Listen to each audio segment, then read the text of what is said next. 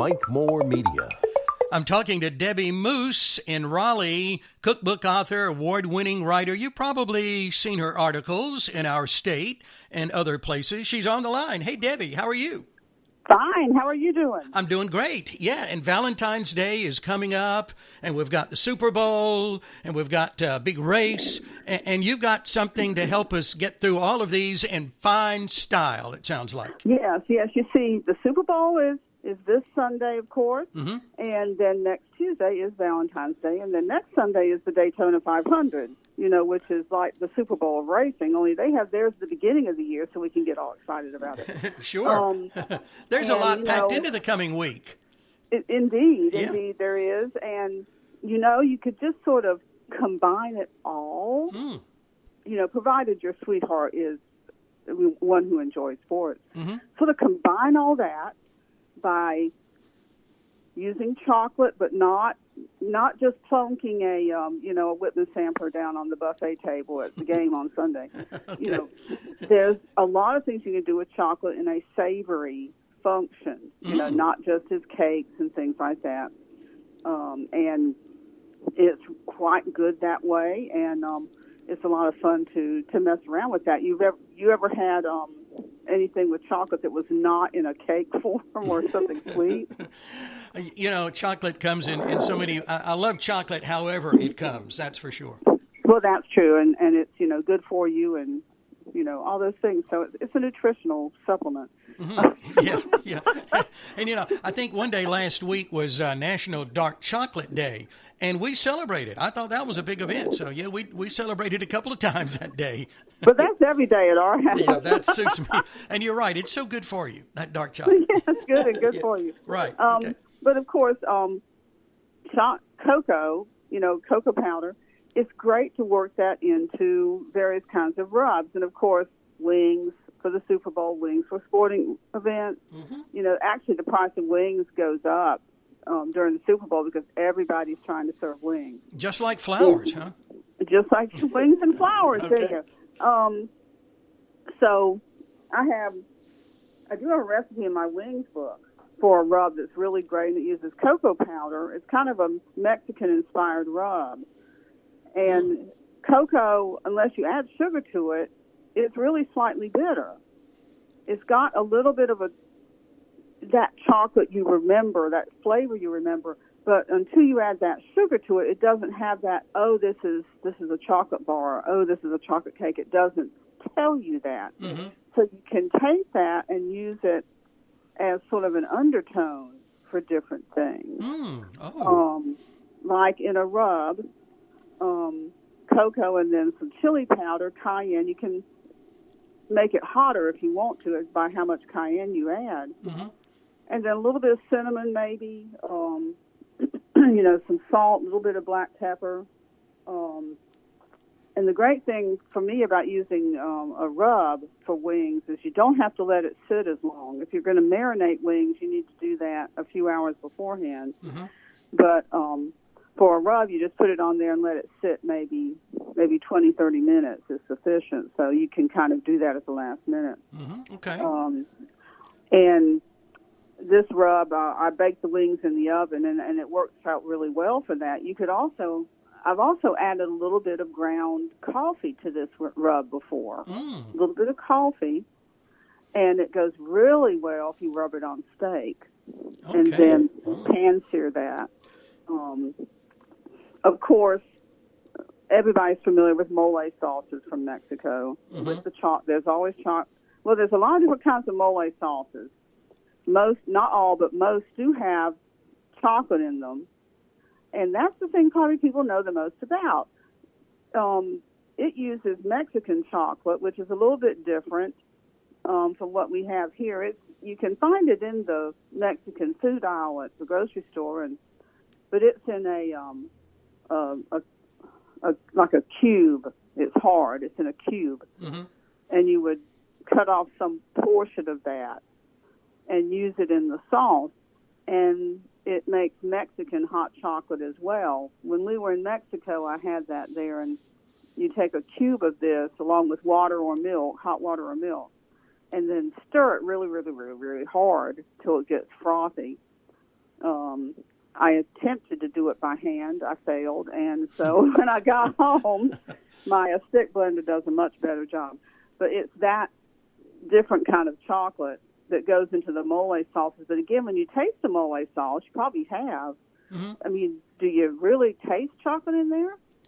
It's kind of a subliminal something in there, I guess, isn't it? Yeah, you know, there's something there Yeah. that's sort of adding this layer of richness to it. Mm-hmm. And you don't, there's chocolate in this. You don't really scream that because there's not the sugar in there too. Mm-hmm. There's all those wonderful spices. I also learned that it takes a really, really long time to make a mole sauce from scratch. It's very time consuming. Oh, okay. But you can find some that are already made on the shelf that are pretty good. The one mistake I think that people make with mole sauces is it's not a braising sauce. You don't cook the meat in it. You see what I mean? Yeah, okay. You take already cooked chicken or shrimp. Take the chicken off of a rotisserie chicken. Whatever. It has to be already cooked, and then you heat the sauce and put that over it and serve it. You don't actually cook it in the sauce. Mm-hmm. But you could sneak chocolate into just about everything on your Super Bowl buffet if you want to make it a Valentine's Day theme. Mm-hmm. It sounds like a good idea to me. And, of course, there's all kinds of wonderful North Carolina beers out there now. They're like chocolate stouts and things like that. Mm-hmm. You ever had a chocolate stout? I have not. It depends on the beer, but sometimes you can taste that there's chocolate. Sometimes you just kind of taste that there's something extra in there. Mm-hmm. It sort of depends on who makes it. That makes a really good cake if you do want to make something sweet. Using chocolate stout in a cake, and there's lots of recipes for that online. See, I think I'd like that. I think I'd prefer that, in the cake. I think maybe better.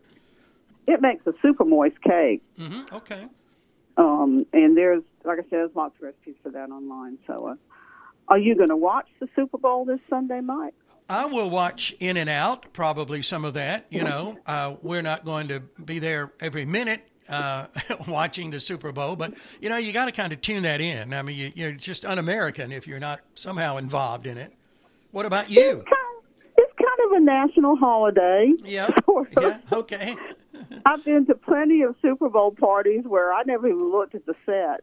We were just eating the food and talking and everything. But it's kind of a national holiday. Mm-hmm. I mean, like you, I'll probably turn it on and look at it for a while. It does feel like sort of, it's a Super Bowl. Yeah, it's a Super Bowl. Yeah, well, I would be more inclined to watch the Daytona 500 than the Super Bowl, possibly.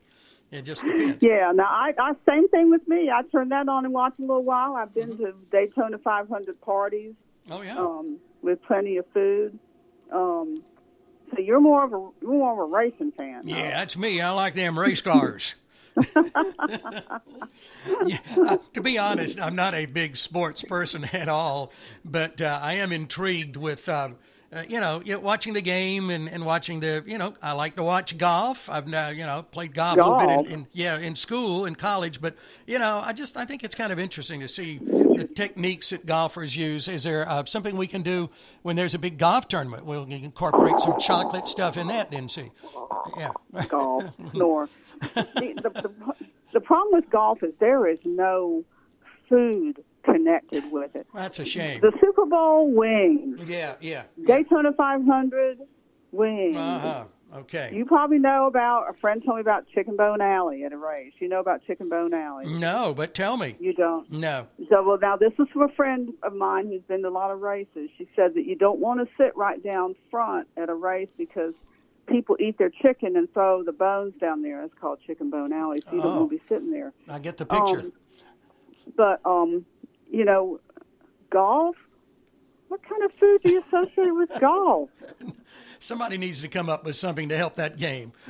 Who lays out a buffet for a golf game? Let's come over and let's watch a golf game and all. And football, yeah, you do that. Yeah, it's a Basketball, natural. we host basketball watching games. You have food.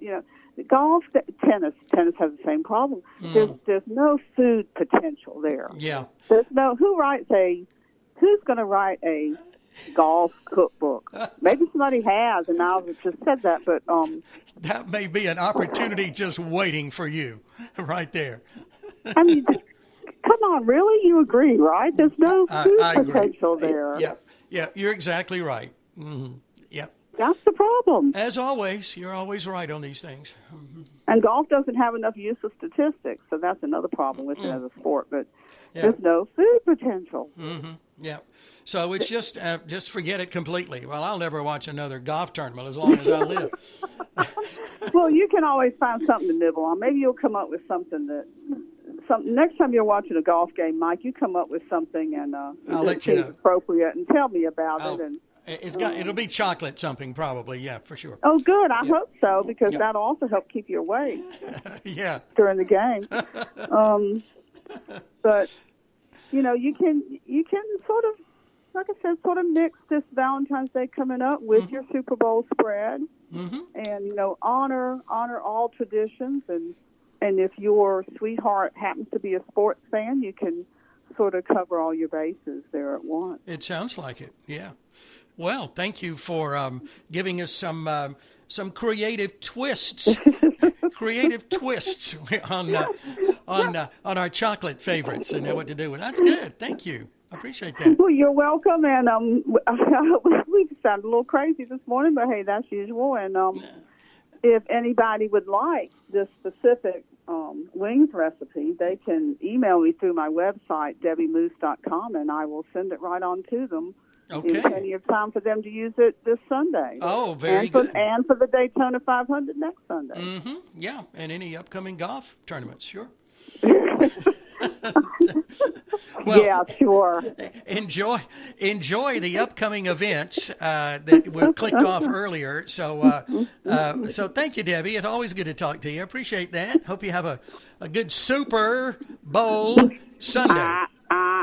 Well, same to you, and happy Valentine's Day to you and your Valentine. Thank you. I will talk to you next month. Okay.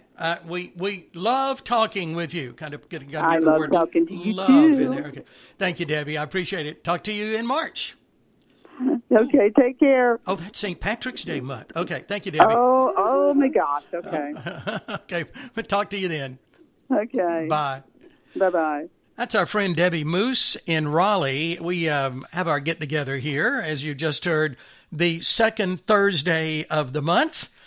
Please check out her website. That is debbiemoose.com. And she's on Facebook, of course, at Debbie Moose.